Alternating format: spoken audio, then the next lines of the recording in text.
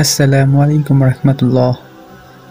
আশা করি আল্লাহর অশেষ রহমতে আপনারা সকলে ভালো আছেন। হযরত মুসা আলাইহিস সালাম এর লজ্জাশীলতা। আবু হুরায়রা রাদিয়াল্লাহু আনহু বলেন, রাসূল সাল্লাল্লাহু আলাইহি সাল্লাম বলেছেন, মুসা আলাইহিস সালাম ছিলেন খুব লজ্জাবতী ও পদ্মাশীল ব্যক্তি। তার লজ্জাশীলতার কারণে তার দেহের কোনো অংশ দেখা যেত না।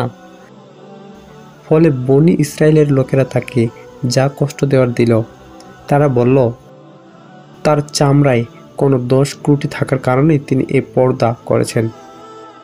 তার চামড়ার কুণ্ঠরোগ বা তার হার্নিয়া রয়েছে, কিংবা সে মহামারীতে আক্রান্ত। অন্যদিকে আল্লাহ তাআলা চান যে তারা মুসা আলাইহিস সালামকে যা বলছে তা থেকে তাকে মুক্ত করবেন। অতঃপর তিনি একদিন একাকী গোসলের উদ্দেশ্যে নির্জনে গেলেন।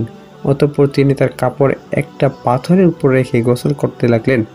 অতঃপর তিনি গোসল শেষ করে কাপড় নেওয়ার জন্য পাথরের নিকট আসলেন, আর পাথর তার কাপড় নিয়ে দূরে সরতে লাগলো।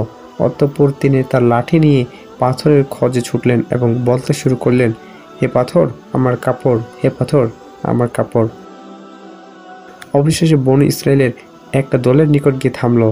ফলে তারা তাকে বস্ত্রহীন অবস্থায় দেখল যে আল্লাহ তাকে কতই না সুন্দর করে সৃষ্টি করেছেন, আর তিনি তাকে তাদের কথিত দোষ থেকে মুক্ত করলেন।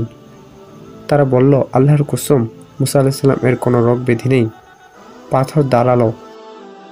মুসা আলাইহিস সালাম তার কাপড় নিয়ে পড়লেন এবং তার লাঠি দিয়ে পাথরকে কঠিনভাবে আঘাত শুরু করলেন। আল্লাহর কসম, তার আঘাতে পাথরে ৩, ৪ বা ৫টি আঘাতের চিহ্ন বিদ্যমান ছিল।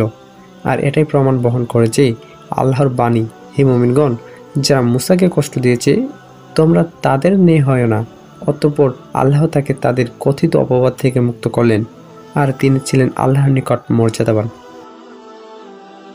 ভিডিওটি আপনাদের কাছে কেমন লেগেছে তা অবশ্যই কমেন্ট করে জানিয়ে দেবেন। ভিডিওটির মধ্যে কোনো ভুল থাকলে তা রেফারেন্স সহকারে ধরিয়ে দিলে অনেক উপকৃত হব। আমাদের চ্যানেলের অন্যান্য ভিডিওগুলি দেখার জন্য অনুরোধ রইল। আসসালামু আলাইকুম রহমতুল্লাহ।